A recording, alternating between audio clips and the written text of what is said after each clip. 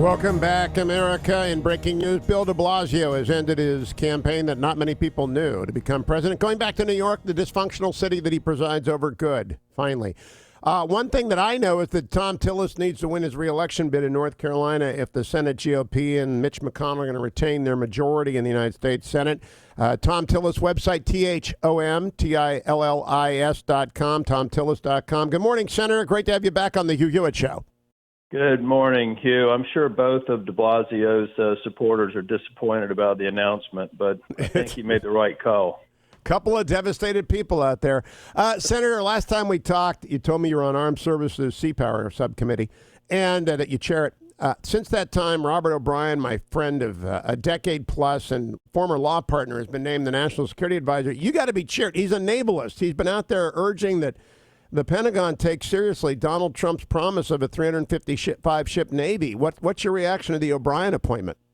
I think it's a great appointment. Senator Burr, the senior senator in the state, are very pleased with it. You know, we also owe him a debt of gratitude because he was involved with the ultimate release of Pastor Brunson and his capacity with working on hostage negotiations, release negotiations. So he's got legal experience. He's got both in the government and the private sector. He served in the Army Reserves. He's just got I think, a great resume. He's going to make a great NSA. Now, tell me about the North Carolina profile on military bases. Of course, we know you got Fort Bragg down there, but I think you got a lot more than Fort Bragg. I think you got Cherry Point, right? Well, we do. You know, we've got Camp Lejeune, which is home to about 45% of all the men and women in the Marine Corps. We've got Cherry Point, which is going to be one of the major depots for the Joint Strike Fighter, particularly the B variant, the vertical lift. But for other variants, we've got the New River.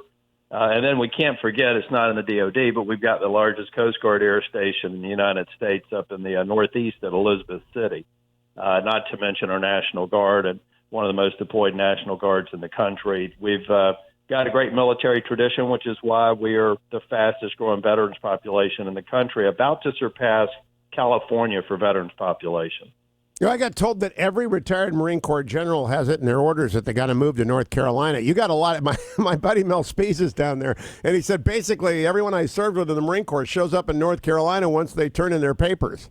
Well, they do. You know, we've got several commandants, former commandants down here. General Amos was actually chairing one of my service academy selections. Oneiero. It's not limited to the Marine Corps. We get a lot of men and women that come back, and they're coming back to the area not far from our military installations, Pinehurst, Parts East, out at our beach, and we welcome them because they're great Americans, and all the men and women, veterans who are coming to the state, we view it as a compliment as a state that gets veterans and military families right. We're doing everything we can to support them. So, Senator Tillis, that leads me to they all know, and I know, and you know, a continuing resolution is a nightmare for the Pentagon, but it appears that's what we're stuck with for at least the next month. And I cannot communicate how disappointing this is because you did your work, the NDAD is done, and the Defense Appropriation Act should have been done. Is there any chance that can move quickly? Do the Democrats not realize how devastating this is for the military?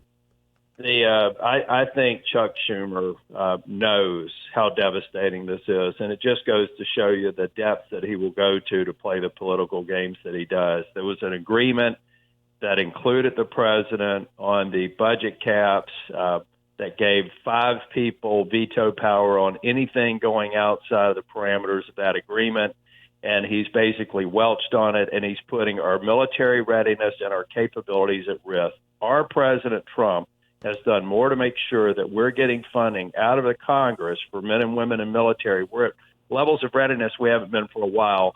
Chuck Schumer owns responsibility if that starts going in the wrong direction. And we're on the cusp of making a very important decision on Iran, and then we're in a continuing resolution about DOD. It is not even, to say it doesn't make any sense is an understatement. It is malevolent.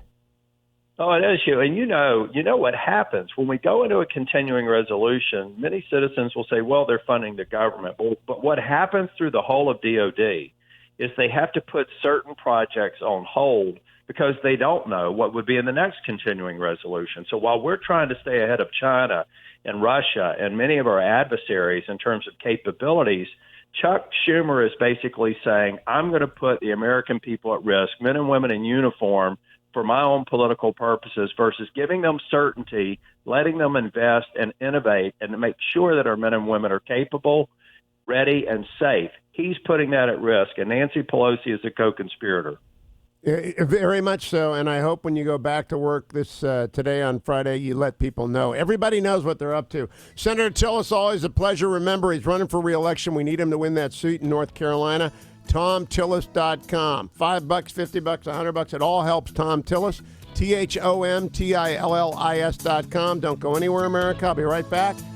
Dean Matthew Spaulding, Dean of the brand new Stephen Emmy Van Andel Graduate School of Government of Hillsdale College's Kirby Center in Washington, D.C., joins us not to explain what that program is and who it's designed for, and I think they're going to get deluged with applications in the next hour of the Hugh Hewitt Show.